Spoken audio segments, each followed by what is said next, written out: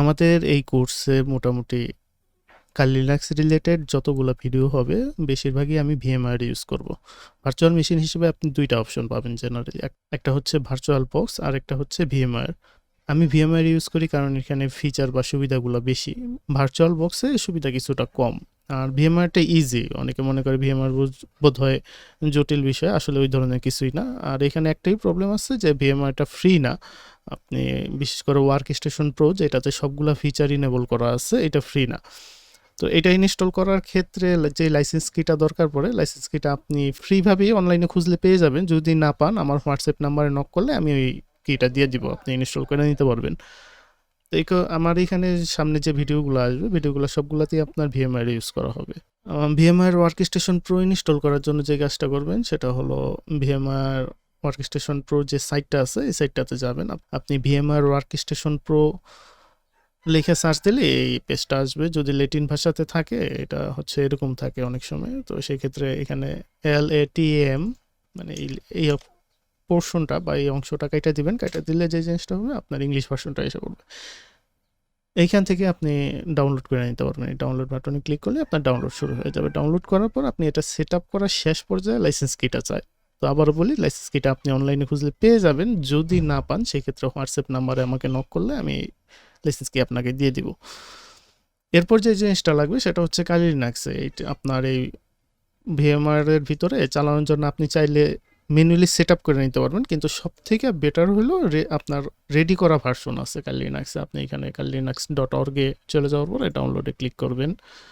ডাউনলোডে ক্লিক করার পর ভার্চুয়াল মেশিনের জন্য যে ফাইলটা এটা এখানে আছে, এখানে ক্লিক করার পর দেখেন নিয়ে গেছে। এখানে দুইটা অপশন পাবেন, একটা হচ্ছে ভার্চুয়াল বক্সের জন্য, একটা ভিএমওয়্যারের জন্য। আপনি এটা ডাউনলোড করে নেবেন।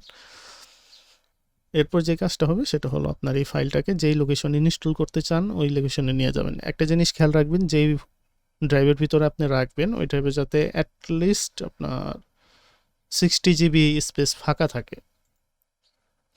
তো আমি এই ফোল্ডারের ভিতরে রাখবো। আমি একটা কাজ করি, এখানে একটা নতুন একটা ফোল্ডার তৈরি করি, যেটার নাম দিই কালি লিনাক্স। স্পেলিং ঠিক আছে? আচ্ছা, 2022। আর বর্তমানে যে ভার্সনটা চলতেছে সেটা হচ্ছে কালি লিনাক্সের 2022.1 ভার্সন। আমি এটা ডাউনলোড করে রাখছিলাম আগে। এটা আমি একটা কাজ করে কপি করে আপাতত এখানে নিয়ে আসি।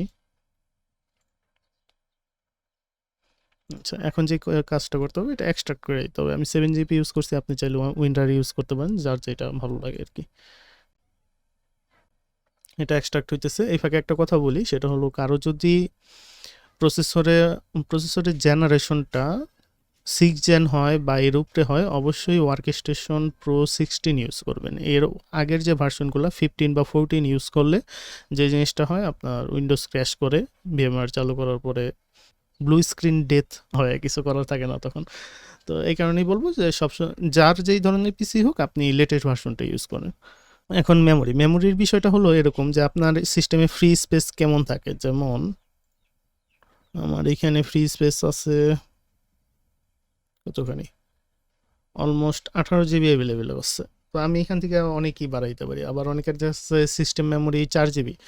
তো 4 GB যদি সিস্টেম মেমোরি থাকে, 2 থেকে 2.5 GB উইন্ডোজই নিয়ে নেয়। সেই ক্ষেত্রে আমি বলবো যে আপনার মেমোরি 1 GB সেট করে দিবেন। আপনার যদি 8 GB মেমোরি হয় সেই ক্ষেত্রে আপনি মেমোরি এটা 3 GB রাখলেই যথেষ্ট। 3 GB উপরে লাগবে না। তো 4 GB হইলে সব থেকে ভালো। তো আমি 2 GB ভিতরে ইমপ্লিমেন্ট করে দেখাবো। আর প্রসেসরের বিষয়টা হচ্ছে আপনার প্রসেসরে কোর কয়টা আছে ওইটার সাথে সম্পর্কযুক্ত। নাম্বার অফ প্রসেসর 1, এখানে 2, 4, 8 এগুলো হচ্ছে আপনার যারা সার্ভারে ইনস্টল করে তাদের জন্য। আমাদের জেনারেল পিসি, এই পিসিগুলোতে প্রসেসর একটাই থাকে, একটা। এখন কোরের বিষয়টা হচ্ছে আপনার কোর কয়টা আছে। সাধারণত চেষ্টা করবেন আপনার যতগুলা কোর আছে তার অর্ধেক অ্যাসাইন করতে, যাতে অন্য কাজগুলো করতে আপনার সমস্যা না হয়। আমার 4 কোর, আমি 2 সিলেক্ট করে দিলাম। ব্যাস, ওকে। অন্যান্য যে সেটিংসগুলো আছে এগুলো যেভাবে আছে এভাবেই থাকবে। ওকে দিয়ে দিই। দেখেন এখানে প্রসেসর 2 হয়ে গেছে। ও, প্রসেসর 2 তো হওয়ার কথা না। হ্যাঁ, ঠিক আছে।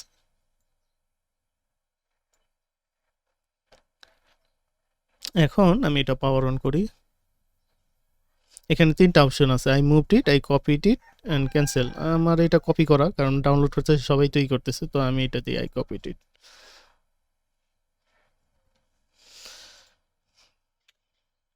এন্টার প্রেস করলাম। কালি লিনাক্সের ডিফল্ট ইউজার নেম পাসওয়ার্ড হচ্ছে কালি কালি।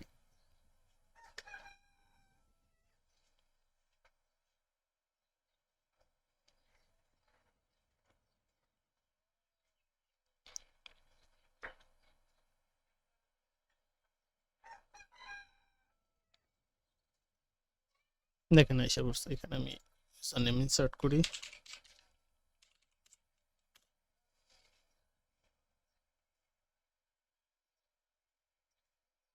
আচ্ছা, এই তো এখানে একটা জিনিস বিষয় আছে, আপনি নিচের দিকে দেখেন, এটা হচ্ছে আপনার হার্ড ডিস্কের সিগন্যাল, এটা আপনি ডিসকানেক্ট করে দিতে পারেন, ডিসকানেক্ট করলে এটা আর চলবে না।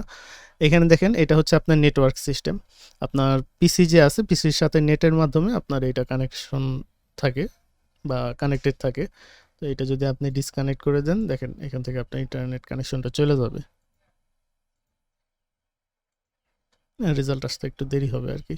দেখেন আপনার ডিসকানেক্ট হয়ে গেছে। এখান থেকে আপনি যখন কানেক্ট দিবেন তখন মনে রাখবেন আপনার কালিতে আপনার ইন্টারনেট অ্যাক্সেস পেয়ে যাবে। এটা হচ্ছে আপনার সাউন্ডের অপশন, আপনি যদি সাউন্ড না চান এটা ডিসকানেক্ট করে দিতে পারেন, এক্ষেত্রে আপনার সাউন্ডের কোনো অ্যাক্সেস থাকবে না। আপনি হেডফোন বা ইয়ারফোন ইউজ করলে সেক্ষেত্রে এটার ভিতরের যে সাউন্ডগুলো আছে এটা বাইরে পাবেন না। তো আমি এটা ইনেবল করে রাখি। খুব বেশি কমপ্লেক্স কিছু না, খুবই ইজি। যারা সামনে টিউটোরিয়ালগুলো নিয়ে কাজ করবেন তারা এটা প্রিপেয়ার করে নিলে ভালো হবে ফলো করতে অন্যান্য অপশনগুলো। আর যদি কারো কোনো প্রবলেম হয় সেই ক্ষেত্রে আমাকে হোয়াটসঅ্যাপে নক দিন, আমাদের যে গ্রুপ আছে ওইখানে নক দিলে আমি এটা সলভ করে দিব। ধন্যবাদ।